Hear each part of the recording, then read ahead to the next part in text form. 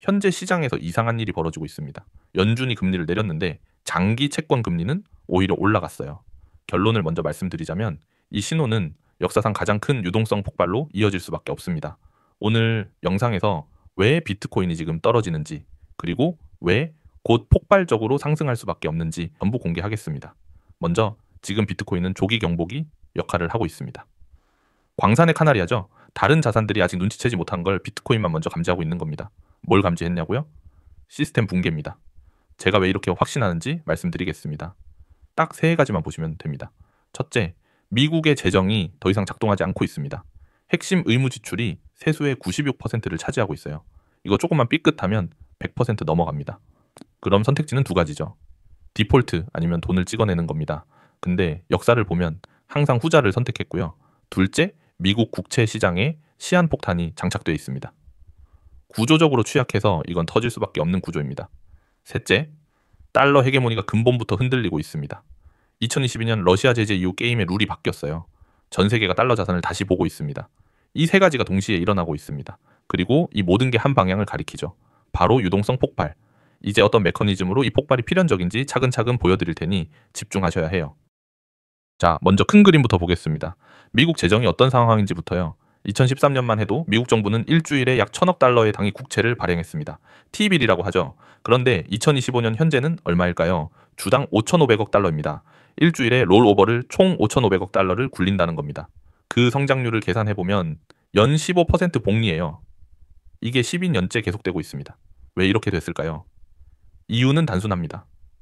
10년물, 30년물 같은 장기 국채를 살 사람이 없으니까 당위로 죄다 팔아다 떼온 거예요. 각국 중앙은행들이 국채 사재기를 멈췄거든요. 수요가 없어요. 그래서 정부가 어떻게 했냐면 3개월, 6개월짜리 단기물로 도배를 한 겁니다. 빚을 장기로 못 끌고 단기로 계속 돌려막게 하는 거죠. 문제는 여기서 시작됩니다. 단기물을 주당 5,500억씩 굴리려면 정부가 현금 쿠션을 엄청 많이 쌓아놔야 돼요. 왜냐? 경매 실패하면 안 되니까요. 그게 바로 TGA입니다. 재무부 일반 계정, 정부 당좌예금 통장 2조. 실제로 지금 TGA 잔고가 1조 달러까지 올라갔어요. 셧다운 때문이기도 한데 이게 무슨 의미인지 아시나요? 시중에 있는 1조 달러를 빨아들였다는 겁니다. 그래서 지금 유동성 고갈 났다고 난리인 거예요. 여기서 뱀이 자기 꼬리 먹는 구조가 나옵니다. 정부가 단기 국채를 더 많이 팔수록 쿠션 역할을 하는 TGA를 더 키워야 하고 TGA를 키울수록 시중 유동성은 더 말라갑니다. 유동성이 마르면 어떻게 되죠? 금융시장에 스트레스가 생기고 스트레스를 진정시키려면 연준이 개입해야 하고 실제로 신호가 나타나고 있어요. 레포 시장이라고 있습니다. 오버나이트 자금 시장에서 은행들이 급하게 현금을 구하고 있습니다. 은행이 아이고 나 죽는다 하고 돈꿔 가는 거예요. 10월 30일에는 상설 레포 퍼실리티에서 하룻밤에 500억 달러가 차입됐어요. 이건 2019년 직전 수준입니다. 바로 이게 유동성 긴축의 실체입니다. 그런데 이 긴축이 계속될 수 있을까요? 절대 불가능합니다. 그게 왜 그런지 차근차근 설명드릴게요. 자, 그렇다면 미국 정부는 이 문제를 어떻게 해결하려고 할까요? 바로 스테이블 코인입니다. 계획은 이렇습니다. 스테이블 코인을 3조 달러까지 발행하면 그 3조 달러가 전부 미국 당위 국채를 사야 한다는 거예요. 지니어스 법안이 그렇게 설계됐거든요. 골 때리죠. 스테이블 코인 발행자는 100% 미국 국채로 담보를 갖춰야 합니다. 3조 달러면 엄청난 수요죠. 미국 정부 입장에서는 든든한 바이어가 생기는 겁니다. 게다가 이 바이어들은 수익률 별로 안 따져요. 그냥 달러 안전하게 보관하려는 사람들이니까요. 완벽해 보입니다. 그런데 현실을 볼까요? 2025년 11월 현재 전 세계 스테이블 코인 시가총액은 약 3천억 달러입니다. 3조가 아니라 3천억. 10분의 1이에요. 지니어스 법안 통과된 게 5개월 전입니다. 그때 2,600억 달러였어요. 5개월에 400억 늘었습니다. 월평균 100억 성장인데 이 속도면 3조까지 가는데 20년 넘게 걸려요. 2028년까지 3조 만든다는 목표는 현실성이 제로입니다. 그렇다면 어떻게 해야 할까요? 기가 막힌 방법이 하나 있습니다. 은행 예비금 3조 달러를 스테이블 코인으로 강제 전환하는 겁니다. 이론상 가능합니다. 근데 이렇게 하면 어떻게 될까요? 은행 예비금은 지금 묶여있는 돈이에요. 근데 스테이블 코인으로 전환하는 순간 이 돈이 시중으로 쏟아집니다. 유속이 폭발하는 거죠. 인플레이션 급등하고 장기금리 치솟습니다. 결국 스테이블 코인 계획은 두 가지 중 하나예요. 너무 느려서 소용없거나 아니면 유동성 폭발을 일으키거나 어느 쪽이든 단기 해법은 아닙니다. 그렇다면 현재 국채를 누가 사고 있을까요? 여기서 진짜 시한폭탄이 등장합니다. 자, 지금까지의 빌드업은 끝났습니다. 이제부터가 중요합니다. 연준이 3주 전에 백서를 하나 발표했어요. 내용이 충격적입니다. 2022년 이후 미국 중장기 국채의 순발 행분 중 37%를 헤지펀드가 매입했다는 겁니다. 37%예요. 헤지펀드들이 현재 보유한 미국 국채 규모는 1조 8천억 달러. 여기서 세 가지 포인트를 잡고 가야 합니다.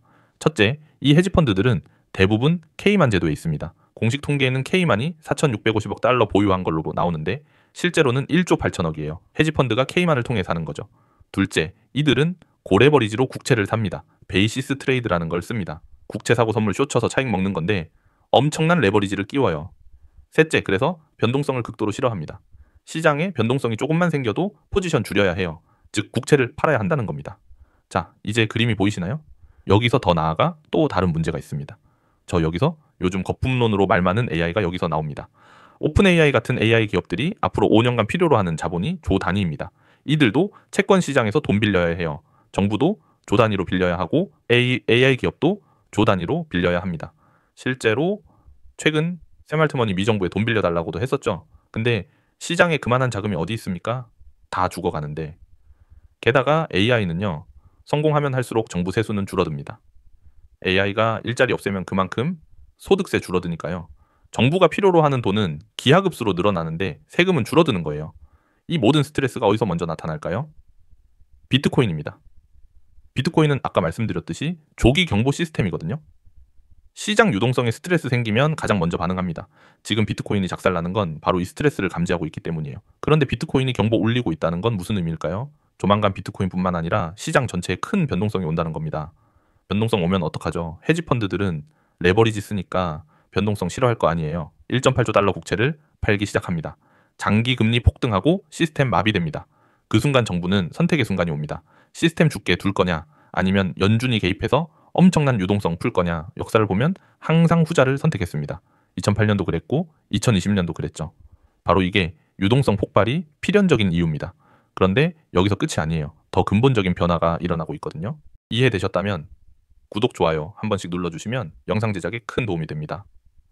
유튜브 시작한 지 얼마 안 돼서 구독자가 얼마 없네요. 한 번씩 꾹꾹 눌러주세요. 자, 그리고 2022년 2월이 전환점이었습니다. 이때 뭐 있었죠?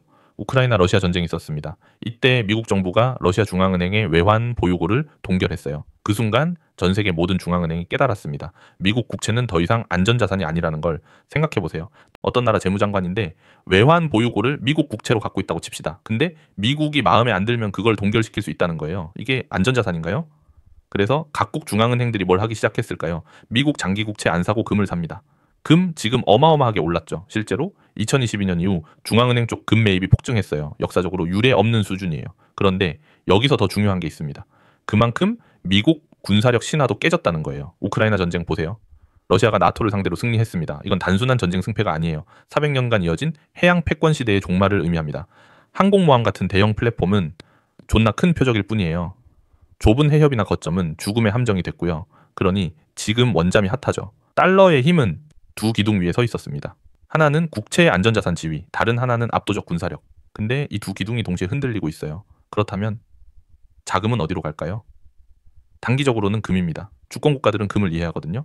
수천 년 역사가 있고 중앙은행들이 다루는데 익숙합니다. 실제로 지금 유동성 조이는 상황에서도 금은 강세예요.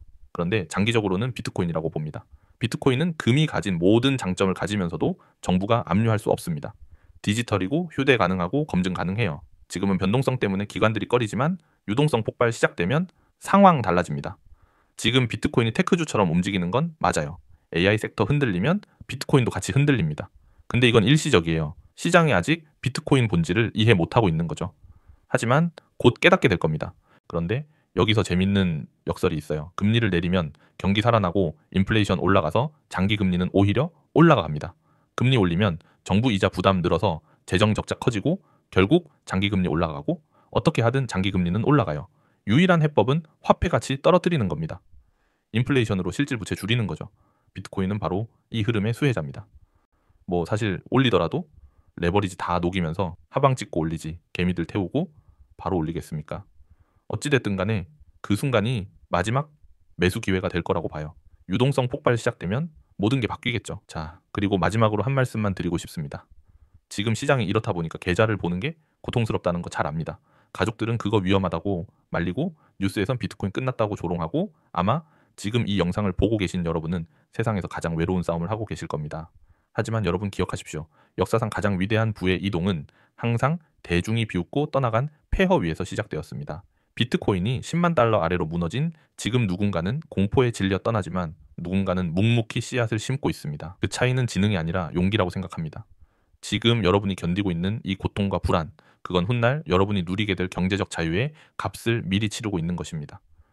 흔들지 않는 여러분의 투자를 응원합니다. 그럼 저는 다음 영상에서 뵙겠습니다.